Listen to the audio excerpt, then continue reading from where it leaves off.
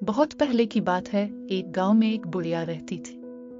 वो बुढ़िया अपने काम से शहर की तरफ जा रही थी। इसके पास कुछ सामान था जो उसने एक बैग में डाल रखा था। बुढ़िया ने सोने का जेवर पहना हुआ था, कानों में झुमके थे, बाहों में कंगन थे और गले में हार था। बेचारी बुढ़िया के पीछे दो ठग लग गए। दोनों बड़े चालबाज, मक्कार और अय्यार थे। दोनों आपस में गहरे दोस्त थे। दोनों चाहते थे कि बुढ़िया से सारे का सारा सामान और जेवर हथिया ले, लेकिन बुढ़िया ने भी अपने बाल धूप में सफेद नहीं किए थे। बड़ी अम्मा कहाँ जा रही हो?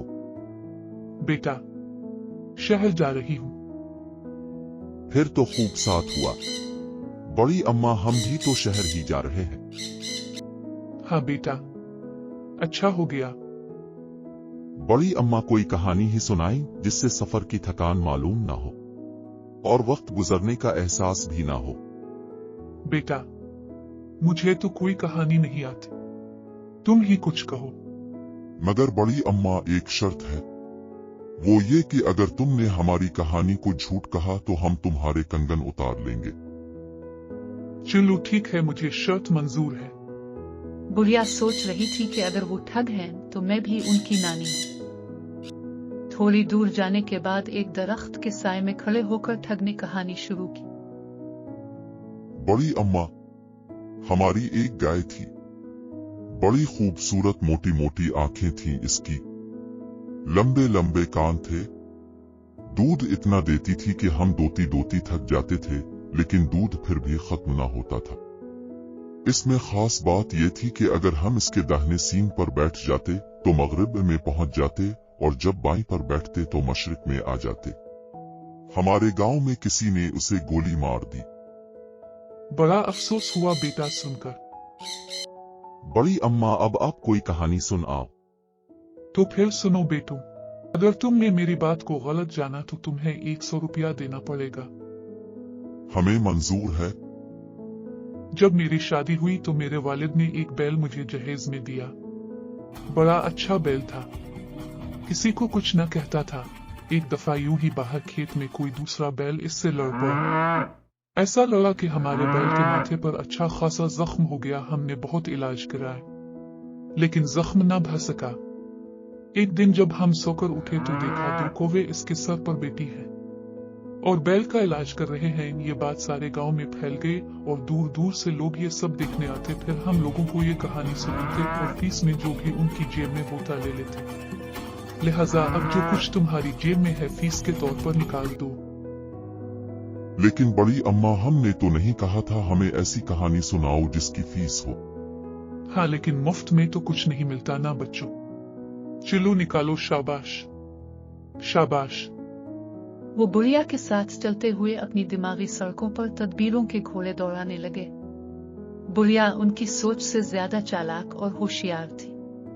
फिर इनमें से एक ठग बोला, बड़ी अम्मा, भूख लग रही है, अब तो हमारे पास पैसे भी नहीं है। अच्छा बेटा, शहर आया ही समझो। मुझे अपने कंगन बेचने हैं। कंगन बेच लें और फिर आराम से किसी जगह बैठकर खाना खाएंगे। वो खामोश हो गए और सोचने लगे कि बुढ़िया कंगन बेच ले फिर कोई और चाल चलाएंगे। अब वो शहर में पहुंच गए थे। हर तरफ खूब चहल पहल थी। बुढ़िया ने अपने कंगन उतार लिए और उनसे कहने लगी, सुनार की दुकान आ गई है, तुम यहाँ बैठो, मैं अपने कंगन बेच लूं। क्या चाहिए बी अम्मा आपको? मैं अपने 2 नौकर बेचना चाहती हूँ, वो सामने बैठे हैं। नौकरों की तो हमें बहुत जरूरत है, बोलो बी अम्मा, क्या कीमत है इन दोनों की? 300 रुपए। 300 रुपए? ये तो बहुत ज्यादा है, मैं 200 रुपए दे सकता हूँ। मैं नौकरों से पूछ लूं कि इनमें से एक बिकना चाहता है या दोनों। बेटा, एक को बेचूं या दोनों को? अम्मा, दोनों को बेच दो, एक को कहाँ रखेगी?